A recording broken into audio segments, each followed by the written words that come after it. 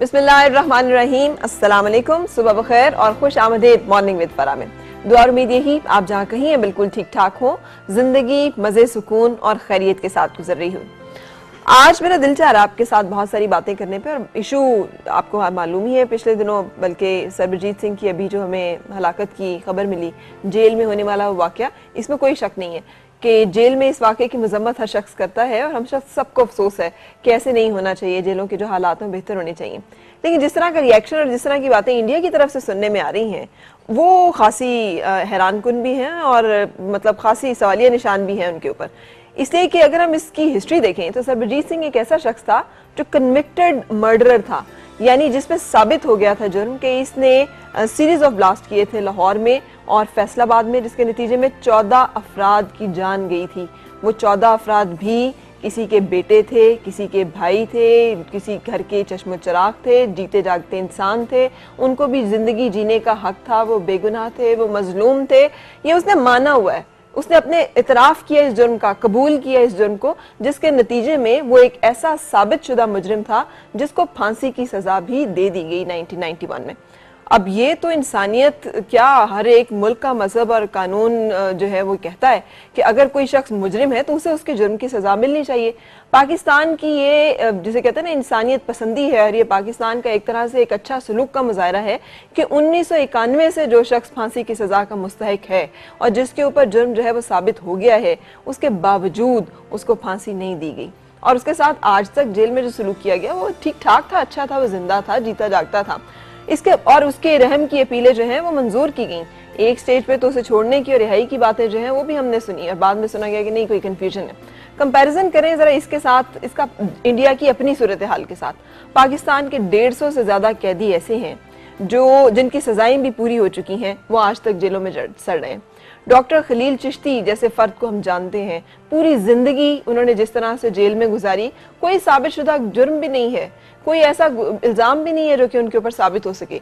लेकिन उन्हें रिहा करने के लिए तैयार नहीं। अजमल कसाब, जिसका ताल्लुक थैंक्स टू हमारी कुछ political parties and very thanks to हमारा अपना मीडिया, जिन्होंने ये साबित करने में कोई कसर नहीं छोड़ी थी आज़ादी सहाफत का, जिसको कि आज फ्रीडम ऑफ प्रेस जिसको सेलिब्रेट भी किया जा रहा है, कि दरअसल ये जो अजमल कसाब है वाकई पाकिस्तान से इसका ताल्लुक है। बहरहाल जो भी था, ताल्लुक था नहीं था, उसमें पाकिस्तान का हाथ था नहीं था, अजमल कसाब ने भी कन्विक्टेड मुजरिम होने के बाद इन्हीं मनमोहन सिंह से, जिन्होंने आज बहादुर सपूत का खिताब दिया है सरबजीत सिंह को, एक दूसरे मुल्क में दहशतगर्दी करने पे, वहां के लोगों को मारने पे वो इंडिया के बहादुर सपूत हैं। और पूरी भारतीय पंजाब में 3 रोजा शोक का ऐलान है एक ऐसे मुजरिम के लिए जिसने इंसानों का कत्ल किया हुआ है, दूसरे मुल्क में आकर दहशतगर्दी की हुई है और उसका इतराफ किया हुआ है। मनमोहन सिंह ने अजमल कसाब की रहम की अपील जो है वो नहीं मानी थी और इसे रिजेक्ट कर दिया था। अजमल कसाब को फांसी दे दी गई थी। अफजल गुरु भी एक ऐसा ही शख्स था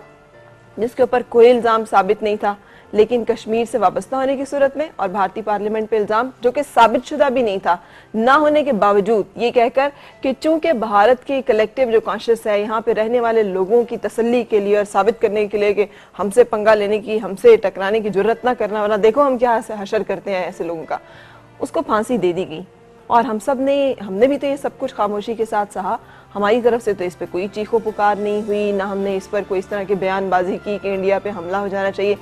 दिलबीर कौर जो हैं उनको शायद ये एहसास नहीं कि उनके भाई ने जिन लोगों को मारा था वो भी बेटे थे, बहनें थी, माएँ थी, घर जो हैं वो हंसते बसते इंसानों से। धर्म और मजहब जो है वो सिर्फ एक तरफ नहीं होते, मतलब कोई भी धर्म इंसान का, किसी का, वो इंसान होता है और किसी भी एक इंसान का कत्ल पूरी इंसानियत का कत्ल होता है। जिस तरह से आपके यहाँ से कोई जाए तो आपको तकलीफ होती है, उसी तरह से हमारे यहाँ पर जब कुछ लोग जाते हैं जान से बेगुनाह मजलूम, तो वहाँ पर भी तकलीफ होती है। इसलिए इन तकलीफों को इससे पॉलिटिकल सेंस में देखने के बजाय जरा इंसानियत की बेस पे देखना और परखना चाहिए। किसी को एहसास है इस चीज़ का कि दुख्तरान मिल्लत की आसिया अंद्राबी के जो हस्बैंड हैं, जो कि पिछले 20 साल से जेल में हैं, और उनके बारे में तो कोई डॉक्टर कासिम, कोई उनके ऊपर भी इल्ज़ाम साबित नहीं है। 20 साल से वो शख्स एक जेल काट रहा है, कैद में है, जिस पे कोई इल्ज़ाम साबित नहीं है, और जज रिमार्क्स देते हैं उनकी जब हेयरिंग की जाती है कि छोड़ेंगे तो तुम्हें नहीं, मौत तो तुम्हारी इसी जेल में होगी। सो जो लोग पाकिस्तान की जेलों की सूरत हाल, पाकिस्तान के जस्टिस सिस्टम, पाकिस्तान के इंसानी हकूक, पाकिस्तान के बारे में बातें करते हैं, वो इन तमाम हकाइक से आंखें न चुराएं। और सिविल सोसाइटी भी जब ये तमाम बातें करती है तो तो उसको भी इस चीज़ का एहसास होना चाहिए कि वो 150 पाकिस्तानी जो कि वहाँ पर सड़ रहे हैं, पहले उनकी बात तो कर ली जाए। और जब हम अफजल गुरु पे खामोश रहते हैं, जब हम और बहुत सारी जगहों पे खामोशी इख्तियार कर लेते हैं जहाँ पर हमारा मौक़िफ़ सही भी हो सकता है, तो वहाँ पर इस तरह के बहुत सारे इश्यूज़ पे जहाँ पर के कन्विक्टेड मुजरिम की बात हो रही है, उसके साथ जो हुआ वो भी गलत है, हम उसको भी कंडेम करते हैं, उसकी भी उतनी सख्ती से नहीं होना चाहिए। लेकिन अगर हुआ है तो उसमें इस चीज़ को ज़रूर नज़रअंदाज नहीं किया जाना चाहिए कि वो कोई बेगुनाह शख्स नहीं था, ऐसा शख्स नहीं था जो मजलूम था और उसके साथ इस तरह का हादसा जो है वो हो गया, तो वो बड़ी ही कोई ऐसी बात है। वो कन्विक्टेड मुजरिम था, इन एनी केस फांसी का जो जुर्म है वो उसके ऊपर साबित था।